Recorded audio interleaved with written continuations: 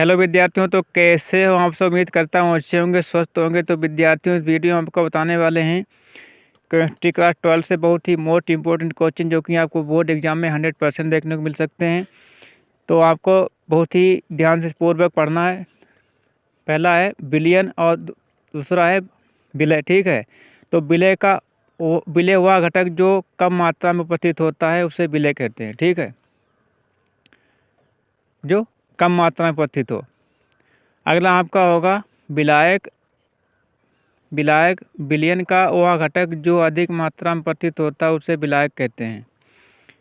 फिर छात्रों, आपको पूरा वीडियो देखना है, वीडियो कहीं पे स्किप नहीं करना। ठीक है।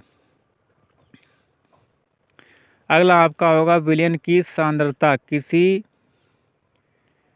विलयन के निश्चित भाग में उपस्थित विलय की मात्रा को विलयन की सांद्रता कहते हैं। इस तरीके से उसके बाद में आपको लिखना है, याद करना है प्रतिशत सांद्रता। प्रतिशत सांद्रता किसी विलयन के 100 ग्राम भाग में उपस्थित विलय के भागों की संख्या को प्रतिशत सांद्रता कहते हैं।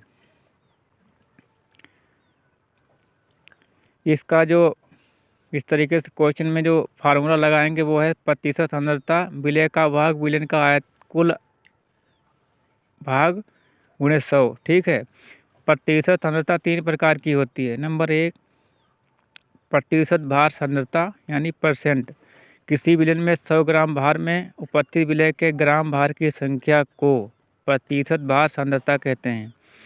इसका फार्मूला होगा प्रतिशत भार सांद्रता विलय का भार और विलायक का भार ग्राम में। ठीक है, गुणे 100। इसके ऊपर आप एक न्यूमेरिकल भी दिया गया है, इसको ध्यानपूर्वक देखना है।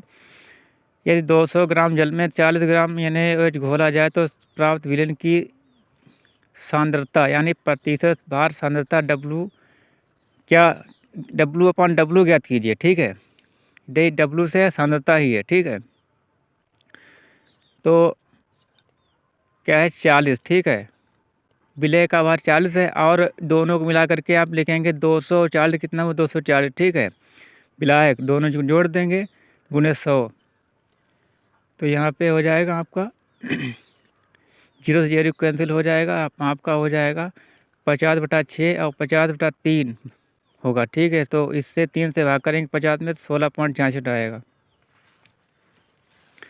चलिए अगला देख लेते हैं। प्रतिशत आयन सांद्रता यानी V को ज्ञात करना। यहाँ पे किसी विलायक के 100 ml आयतन में उपस्थित विलय के ml आयतन को परसेंट आयतन सांद्रता कहते हैं। इसका जो परसेंट आयन सांद्रता होगा विलयन का आयतन अपान विलय का विलयन का आयतन। ठीक है, विलय का आयतन अपान विलयन का आयतन गुणे 100।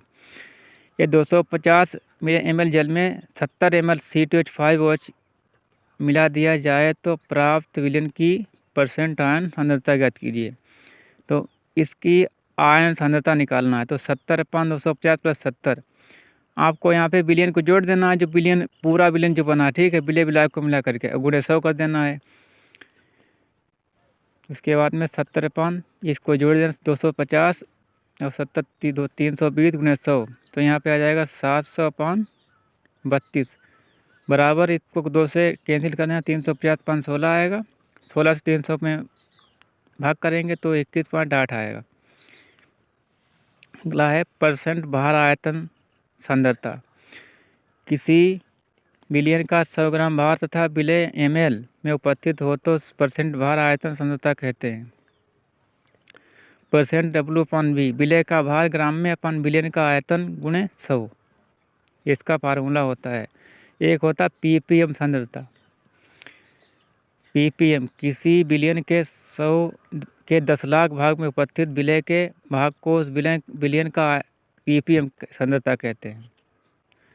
ppm सांद्रता विलयन का भाग अपान विलयन का भाग गुणे 10⁶। इस पर एक न्यूमेरिकल दिया है। 250 ग्राम विलयन में 200 ml क्लोराइड उपस्थित है तो विलयन की ppm सांद्रता ज्ञात करो।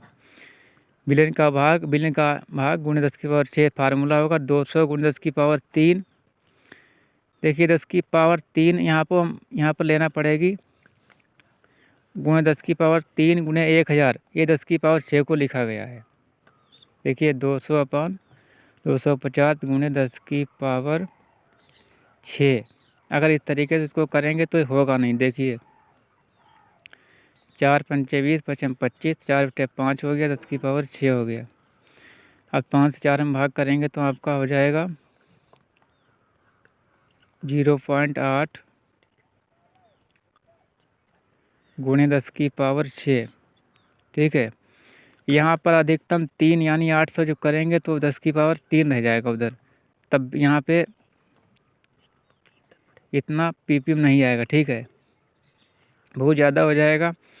तो यहाँ पे 10 की पावर -3 एक बार लेंगे, एक बार 10 की पावर -3 लिखेंगे ही, गुणे 1000 कर देंगे अपन 250।